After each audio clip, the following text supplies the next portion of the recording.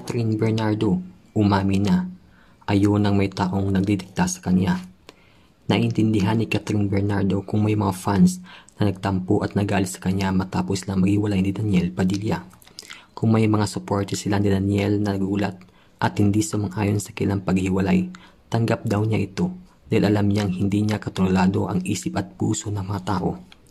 Pero abot langit naman daw ang pasalamat niya sa mga fans nila ni DJ na hindi bumitaw sa pagmahal at pagsuporta sa kanya. Sa kabila ng mga nangyari, masakit at mahirap din daw para sa kanya ang mga naging kaganapan sa personal niyang buhay nitong mga nagdaang taon, pero hindi siya napatalo sa pagsubok at naging matapang sa pagbangon at pag-move on. Lahat tayo may kanya-kanyang way of coping mechanism sa lahat ng nangyari. Iba-iba rin siyempre yung fans, ang laking parte nila ng buhay ko, buhay namin. Naintindihan ko yung iba kung saan sila nanggaling, and na-appreciate ko lahat ng nandyan to stay. Ang pahayag ni Kat sa panayam ni MG Pilipi para sa digital series na Unko. Patuloy pa ng pamilya superstar. Naintindihan ko yun, lahat ng emotions nila, lahat ng pinagdaanan nila nung month na yun, week na yun. Naintindihan ko yun, but mahirap din sa akin, mahirap din sa amin. Ako yung klase ng tao na maayaw kong feeling ko hindi ko hawak yung buhay ko. Ayaw ko na may nagdidictate sa akin. It was challenging year for everybody, especially the last quarter, and for the fans as well, aniya pa.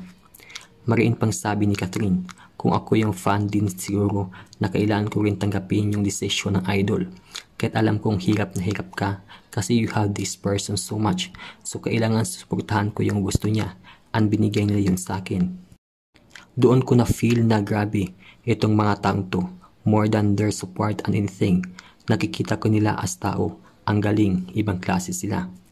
Nag-thank you ako, yun yung di nila pina-feel sa akin na I need to explain anything. They respected that. Slowly, things are getting better. Pagbahagi pa ng dalaga. Ang punto pa ng ex ni DJ, hindi ko naman sila pinipilit. Ibibigay ko sa kanila yung freedom to decide. But this is me. This is what I want to do. If you're gonna stay, thank you. If not, thank you pa rin. Kasi naging party ka ng ilang years na yun. If a woman is happy or contented, hindi mo na kailangang explain yung sarili mo. It just shows how happy you are. And maybe yun yung nakikita ng tao sa iyo ngayon. I'm just really happy and contented. I'm at peace. Sabi pa ni Kat sa naturang panayam.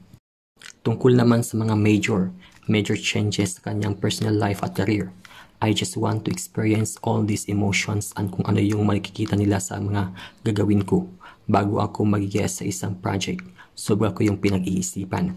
So once I say yes, ibig sabihin naniniwala ako sa project na yun. So kung ano man yung pag-decidean kong gawin, gagawin ko yun all out. Kung ano man yung challenge, I'm ready to take the challenge.